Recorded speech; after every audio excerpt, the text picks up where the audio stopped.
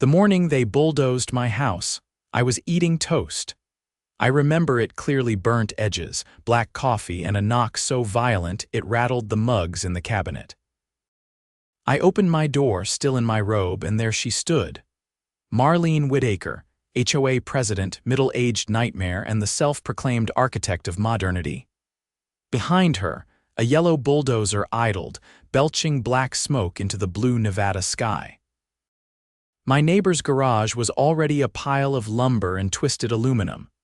"Good morning, Everett," she said, with the fake sweetness of a poisoned apple. "It's demo day." I blinked. "Demo what?" "The modernization project," she chirped. "It's finally happening." "You've had months to prepare." I stared at her blankly. "You mean the newsletter you stuffed under my doormat, the one written in Comic Sans with 0 official signatures?" She waved off my concern like a fly. "The board voted. We're revitalizing the block, sleek, minimal, uniform. Property values will soar." "You're not a city planner, Marlene. You're not even a licensed contractor." "Everett, please," she said, rolling her eyes. "You're being difficult again." Then she snapped her fingers. The bulldozer operator, a guy in a neon vest who looked like he'd rather be anywhere else, revved the engine. "You even have a permit?" I asked, stepping into my driveway. She held up a crumpled piece of paper. I snatched it and scanned it. It wasn't a permit.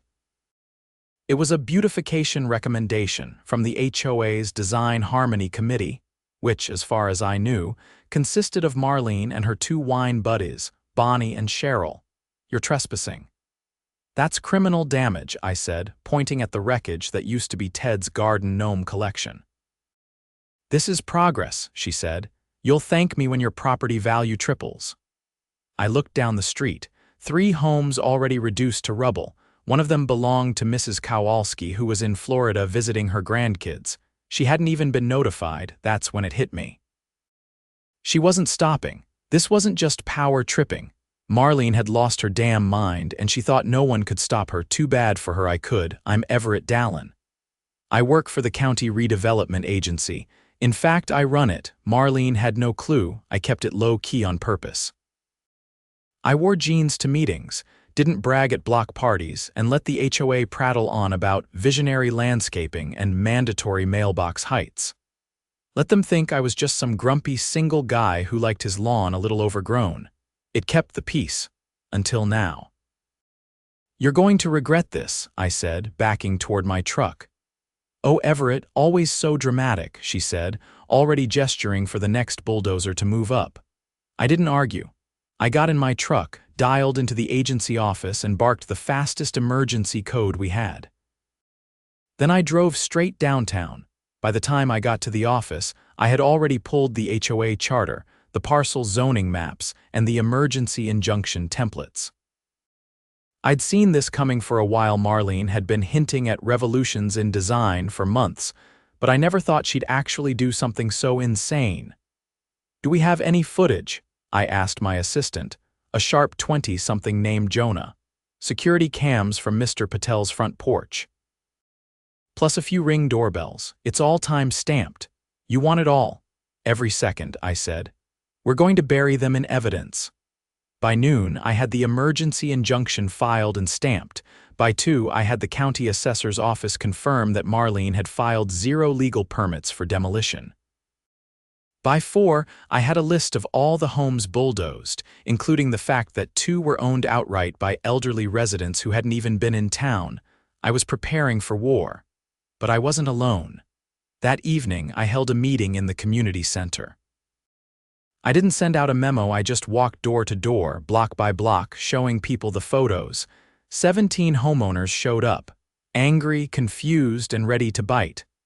"This is criminal," said Mr. Patel, shaking. "My house was next. She bulldozed my shed," said Zoe Eller, a nurse who worked night shifts, "while I was asleep inside. She took down my kid's swing set," said Walter, a single dad with a 4-year-old named Wyatt. "Said it didn't match the HOA's aesthetic principles." I let everyone vent. Then I told them who I was. The silence was instant. "You what?" Zoe said. "I run the redevelopment agency. I have the authority to freeze all development permits in this area, which I just did." Cheers broke out, people clapped, a few hugged each other. "She doesn't speak for the city," I said. "And she sure as hell doesn't speak for me." That night, I sent an official cease and desist to the HOA board, blocked all future projects, and requested a full audit of their finances. I knew Marlene would come at me hard, but she had no idea what she was walking into. The next morning, my phone buzzed. It was Jonah. She's at City Hall. Let me guess, tan blazer, leopard print scarf, acting like she owns the place? Yep, and she brought backup. I smiled. Let's make her famous. I showed up just as Marlene was berating a clerk about small-minded bureaucrats who were sabotaging progress. "Afternoon, Marlene," I said, stepping into the room. "I see you're still cosplaying as a city planner." She spun around, eyes wide. Me," I said, flashing my badge. "Did you forge that? Because I swear it's real. And so are the 23 building code violations we found on your little modernization project." She opened her mouth, then closed it. "And the criminal trespassing charges from 7 homeowners. Also real." Her face flushed red. We had a vote." "No, you didn't," I said. "You had a wine night and a tantrum. That's when the deputy entered, right on cue." "Miss Marlene Whitaker," she froze. "You're under arrest for criminal trespass, destruction of private property, and falsifying legal documents." Marlene sputtered. "This is outrageous. I am the president of the HOA." "You were," I corrected. "Effective immediately, the HOA board is suspended pending investigation." "And your revitalization plan? Dead." As they cuffed her, she shrieked, "You'll regret this, Everett. You can't stop progress." I just turned to the clerk and said, "Cancel her permit requests, all of them." The clerk nodded. I walked out of City Hall to the sound of Marlene screaming about vision and aesthetic revolution. But the only thing getting bulldozed now was her ego. Marlene's arrest had made the front page of the local paper by sunrise. Her mugshot mouth open mid-protest. Hair windblown from her theatrical exit smiled back from every newsstand in Washoe County. By mid-morning, it wasn't just my neighborhood paying attention.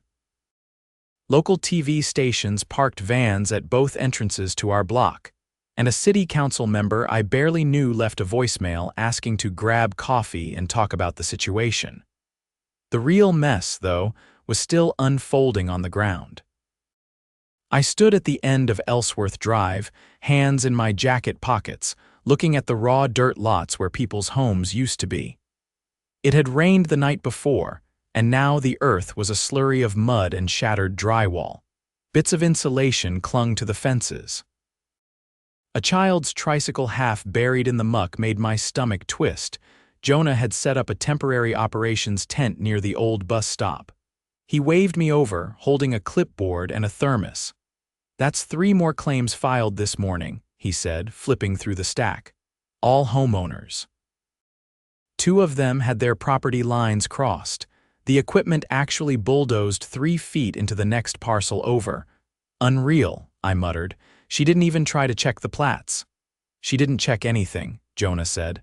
"Also, we got a call from the sheriff's department. They want a full timeline of how the HOA got access to the equipment." I glanced toward the flatbed trailer still sitting at the end of the cul-de-sac, the one that had hauled in the earth movers. "Get me the rental agreements.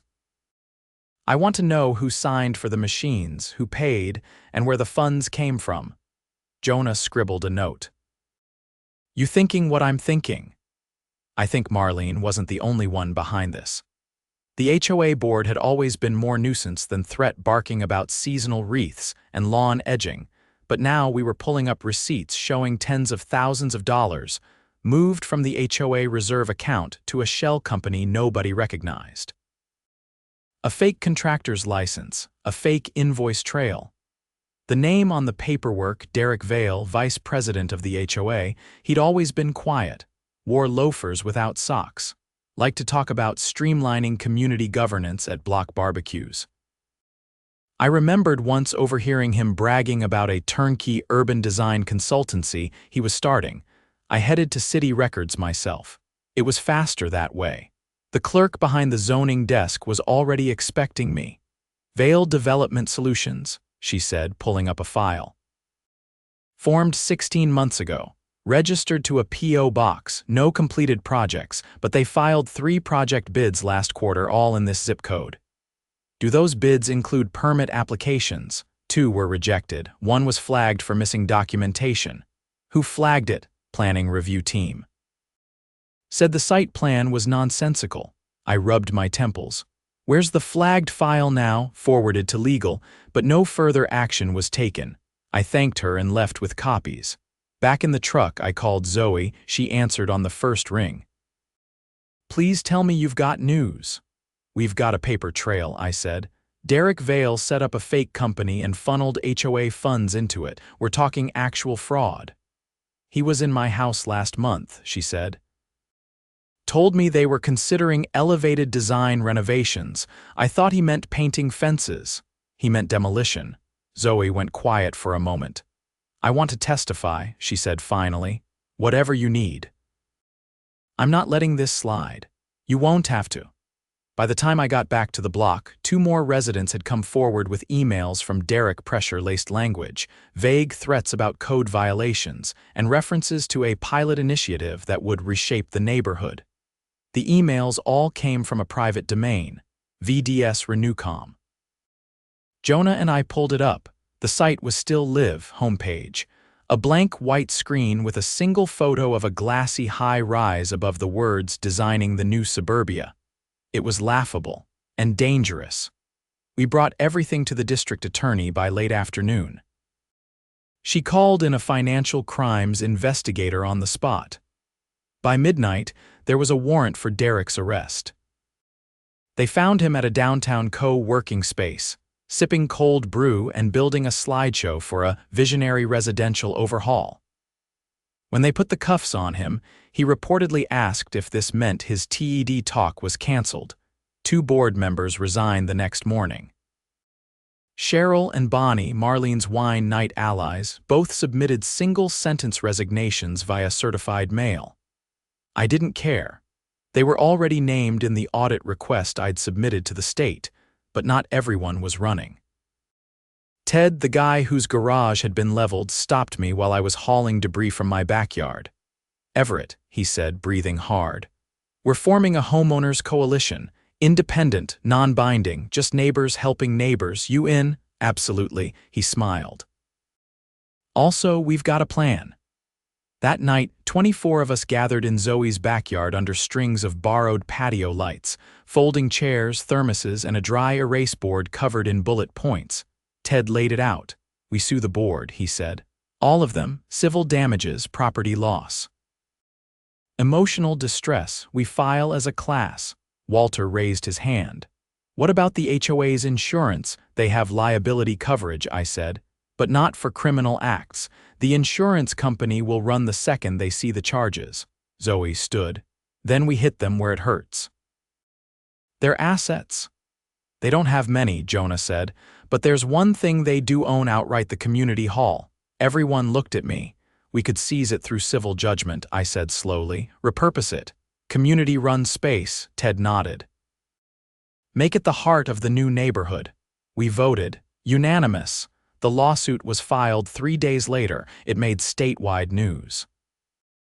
The headline read, Citizens sue HOA after illegal demolitions, expose financial fraud. A week after that, the judge granted a preliminary injunction freezing all HOA accounts.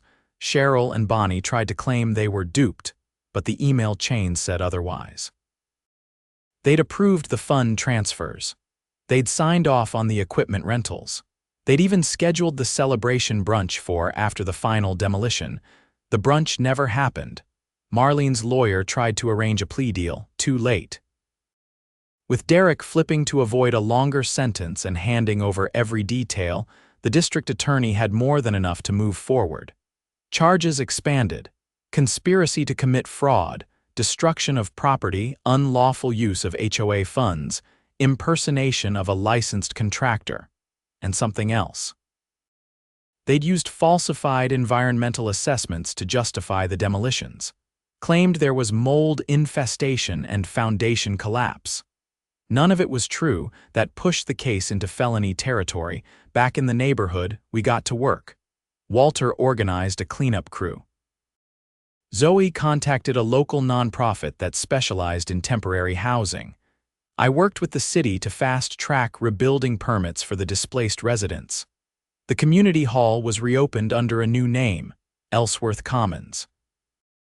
We held our first potluck there the same night Marlene and Derek were arraigned. The irony wasn't lost on anyone. As we packed up the folding tables, Ted turned to me. "Everett, what happens next?" "Next," I said. "We rebuild on our terms," he nodded. "No board, no bylaws. Just neighbors." Exactly. The block was still scarred mud pits where homes used to be, fences half torn down, but it was ours again. Not managed, not dictated. Ours. And from that day forward, no one ever dared utter the words Modernization project without getting laughed off the street. 2 weeks after the Ellsworth Commons potluck, I was summoned to a conference room on the 6th floor of the County Justice Center. Not by the DA this time, but by an assistant U.S. attorney named Malik Tran. He had a straight jaw, no-nonsense demeanor, and a voice that carried even when he whispered. He handed me a document as soon as I sat down. "Everett, we're escalating this." I scanned the first few lines. It wasn't a local filing. "Federal charges?" I asked. Malik nodded. Marlene and Derek didn't just misuse HOA dues. They accepted federal community development funds through a pilot grant, one that Derek applied for using forged documents and a fake contractor license. I leaned back in my chair, stunned. That grant wasn't even supposed to be available to private associations. It wasn't. Derek claimed he was working in partnership with the city, used your agency's letterhead on the application. I felt the blood drain from my face. "That's a felony." "Multiple," Malik said. "Wire fraud, forgery, impersonation of a government entity, and misappropriation of federal funds. The total disbursement was just over $92,000. My first instinct was to blame myself. I should have caught it, but Malik cut that off before it could settle. They were careful. The account they used to receive the funds was opened under a nearly identical name to your agency. Only difference was a hyphen between the words redevelopment and agency. It was deliberate obfuscation. I looked down at the document again. "Are we sure no one inside the agency was involved? We've already reviewed your internal access logs. No breach. They faked the entire partnership." I folded the paper and set it aside. "So what happens now? We're freezing every asset tied to Vail Development Solutions. We'll broaden the scope to include any subsidiary accounts or shell companies Derek registered. If that means seizing his personal property, so be it." I nodded slowly. "He's not going to flip again, is he?" "He already tried," Malik said. "Claimed Marlene masterminded the grant application and he was just following orders. Let me guess, no documentation to back that up." "None," Malik confirmed. "And Marlene's attorney is arguing she had no idea federal money was involved, which puts them at odds. Again, which works for us." I didn't envy the agents assigned to sort through Derek's financials. I had a feeling they were going to find more than just a forged grant proposal. Back in my office, Jonah was waiting with a stack of papers and a raised eyebrow. "You're not going to believe this," he said, dropping them on my desk. "Remember that lot on the corner of Ellsworth and Maple, the one that was supposed to be left untouched? Yeah, old man Mendoza's property. He passed away last year. Turns out Derek filed a fraudulent quitclaim deed making it look like the HOA had acquired it through transfer of interest. They sold it." I stared at the paper. "They sold it to a holding company in Delaware. No development permits filed yet, but the sale's real and the signature on the deed." Jonah flipped to the last page and pointed. "Forged," he said. "Mendoza's daughter lives in Oregon. She never signed anything." I grabbed my phone. "Get her on the line." "Right now." It took a few tries, but an hour later I was speaking to Angela Mendoza. She was a librarian in Portland with a steady voice and a clear memory of her father's will. "He left the property in trust," she said. "It was never supposed to be sold." I didn't even know there was a transaction. They faked your signature, I told her. It's under federal investigation now. We'll make sure it's returned to you. She went quiet. Then, my dad built that house with his brothers. He was proud of that land. And we're going to restore it, I promised. The next morning, I met with our county surveyor to start mapping the full extent of the illegal demolitions. With the property lines re-established, we could begin the process of issuing corrective title actions, essentially undoing any fraudulent transfers and returning the land to its rightful owners. But it wasn't just paperwork now. It was a crime scene. The FBI arrived that afternoon. They wore plain clothes, drove unmarked vehicles, and carried small black briefcases that never left their reach. One of them, a woman named Agent Laramie, pulled me aside. "We've traced 5 other properties linked to Vail Development Solutions," she said. "All of them acquired through suspicious means. 3 are in this county, 2 are across state lines." "Are they connected to HOAs too?" I asked. 2 of them are. "Different names, different boards, but the same fake contractor license number appears on all the permit applications." So Derek was running a network. Looks that way. By nightfall, we were coordinating with state and federal investigators across jurisdictions. What started as a rogue HOA president bulldozing a few homes had exploded into a full-scale fraud ring operating under the guise of community improvement. Meanwhile, back on Ellsworth Drive, something unexpected happened. People started rebuilding, not with developers. Not with contractors hired through bureaucratic channels, but with each other. Walter borrowed a cement mixer from his cousin and started pouring foundations with help from Ted and Zoe. Mrs. Kowalski's sons drove in from Sacramento with a trailer full of lumber and a will to make things right. Even Jonah pitched in on weekends, hauling scrap and laying out reclaimed brickwork. I didn't lead them. I didn't have to. I just made sure the city stayed out of their way. One afternoon, I found myself standing beside Zoe in front of what used to be her shed. She was holding a cordless drill and a blueprint printed on recycled paper. "You know we're not contractors," she said, glancing at me. "No," I replied. "You're better." She handed me a pair of gloves. "Then start framing that wall." Word spread fast. Not just about the rebuild, but about the way it was being done. No HOA, no permits from fake boards, no gatekeeping. Just neighbors reclaiming their homes. The local news picked it up again. This time, the headline was different. "After HOA collapse, neighborhood rebuilds with no board, no bureaucracy." I got calls from other neighborhoods, people asking how we'd done it. Some wanted to dissolve their HOAs entirely. Others just wanted to know how to keep them accountable. I told them the truth. You start by knowing your rights. Then you document everything. And when they push, you push back harder with facts, with law, and with your community behind you. A month after Marlene's arrest, she was indicted on federal charges. Derek, too. Court proceedings were set for late fall. Both faced serious prison time, and both had lost any leverage they thought they had. Angela Mendoza's property was restored through swift judicial order.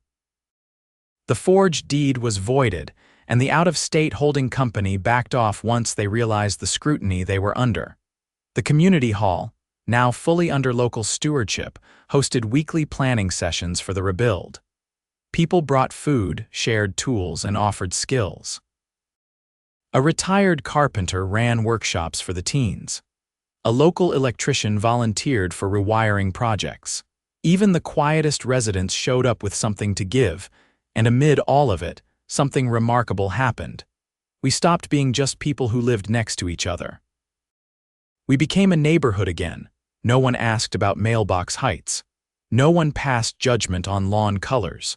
The only rule that seemed to matter now was that everyone helped where they could. And as the sun set one evening over a line of freshly framed houses, I realized something. Marlene and Derek had tried to erase this place for profit. They'd underestimated the resilience of the people who lived here. They thought they could bulldoze our homes and we'd just let it happen. They were wrong. We didn't just rebuild houses, we rebuilt trust. The first court date for Marlene and Derek was set for early October. The courthouse had to add extra seating. Not for the media, they were already pushed to the sidewalk, but for residents who wanted to watch the people who'd torn through their lives answer for it, in full view of the law. I sat 3 rows back, behind Zoe and Walter, next to Mrs. Kowalski's niece, who had flown in just to see this through. The courtroom buzzed with a quiet tension, like the air before a thunderstorm.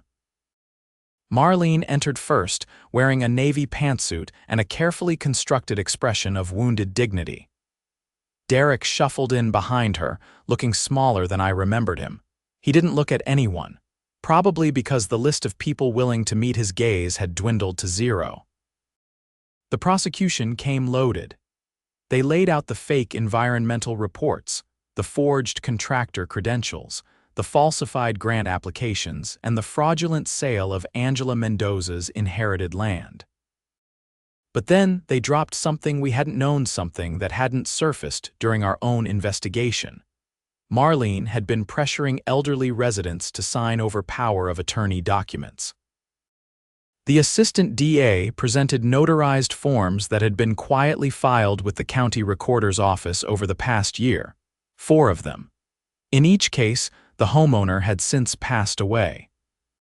And in each case, the HOA had immediately acted on the authority granted selling the property, transferring utilities, and in one instance, emptying a personal bank account under the pretense of estate maintenance fees. The courtroom went still. Zoe's hand clenched the armrest so tight I thought it might splinter. Walter leaned forward, jaw rigid. I stood up and walked to the back of the room. I needed air. I needed to keep from doing something that would get me held in contempt. The judge allowed a brief recess, and I used it to call the state elder protection unit. They confirmed the investigation was expanding. What began as contractor fraud had now touched on elder exploitation, one of the most aggressively prosecuted crimes in the state. Outside, a few reporters tried to catch my attention. I didn't stop. I wasn't ready to talk about it. Not that day. We regrouped that evening in the basement of Ellsworth Commons. No cameras, just a circle of chairs and a whiteboard. Jonah had pulled up the public court documents and printed copies for everyone. "This is bigger than we thought," he said. "They weren't just stealing money, they were targeting the vulnerable." Mrs. Kowalski's niece, a quiet woman named Lee, stood. "My aunt told me Marlene came by last spring with a notary and a binder. She thought it was just for her HOA dues. She didn't know she was signing over access to anything." Ted shook his head. "We trusted these people to manage the neighborhood. They were vultures." Zoe looked at me. "Can we make sure this never happens again? I mean, not just here, everywhere." I nodded. "We can do more than that." The next morning, I drafted a proposal to the city council. A new ordinance. No HOA operating within the county could require or request legal authority over a homeowner's estate without third-party legal review and approval from the county probate office. I added a clause mandating annual audits for any HOA controlling more than 50 homes and a public database for all HOA financial activities. 3 council members co-sponsored it within 24 hours. The public hearing was scheduled for the following week. By then, word had spread. HOAs from nearby cities sent representatives to argue against government overreach. They wore tailored suits and carried folders full of talking points. But we had something better. A room full of residents who had seen what unchecked power did when it lived next door. Zoe stepped up to the mic first. "They told me I was improving my neighborhood by staying quiet, that I should let the board handle things. They bulldozed my property while I was sleeping. If that's not a reason to demand oversight, I don't know what is." Ted followed. "I lost 30 years of memories. Tools, photos, the garage I built with my son, they called it progress, I call it theft." Lee spoke last. "My aunt trusted them. She didn't understand what she was signing. That's not her failure, that's theirs." When the vote came, it passed unanimously. The ordinance took effect immediately. Audits were triggered. HOA boards scrambled to update their policies. Some disbanded altogether. Others cleaned house, installing new leadership elected by actual community vote, but we weren't done. Ellsworth Drive needed more than healing. It needed rebuilding physically, emotionally, and legally. The judge presiding over the civil suit ruled in our favor. Every resident impacted by the demolitions was awarded damages from the HOA's now frozen accounts. Derek's personal assets were liquidated, including 2 undeclared rental properties he'd tried to hide under fake LLCs. Marlene's vacation home in Lake Tahoe went up for auction. The proceeds were used to fund the community rebuild. Angela Mendoza's family returned to restore her father's house themselves. They planted a lemon tree in the front yard, said it was the first thing he'd planted when he moved in back in 1963. The community hall became more than a meeting space. It hosted workshops on estate planning, homeownership rights, and local zoning laws. We started a neighborhood legal fund open to nearby communities facing similar abuses. Donations poured in. One morning in November, I found a letter taped to my door. No return address. Just a single sentence, "Thank you for stopping them." I never figured out who sent it. The final sentencing came that winter. Derek took a plea deal. 6 years in federal prison with no chance of parole for at least 4. Marlene went to trial. The jury deliberated for less than 3 hours. Guilty on all counts. The judge gave her 10 years. She tried to speak at sentencing, claimed it had all been misunderstood ambition, that she only ever wanted the neighborhood to reflect its potential. The judge cut her off. "You bulldozed homes without consent. You manipulated the elderly. You misused public funds. That's not ambition, that's predation." The courtroom didn't cheer. No one clapped. It was too solemn for that. But the silence said everything. Outside, snow was starting to fall. Light, steady flakes that clung to the sidewalks and softened the edges of everything. I walked back to Ellsworth Drive that night. Most houses were framed. Some already had siding up. Porch lights glowed. Laughter drifted from open windows. At the edge of the block, the lot where Derek had planned to build his model home stood empty. We'd voted to turn it into a park. Nothing flashy, just trees, benches, and space to breathe. I stood there for a long time, hands in my coat pockets, watching the snow fall. Marlene and Derek had tried to rewrite our neighborhood. But in the end, we wrote it back, and this time we didn't use bylaws, we used each other.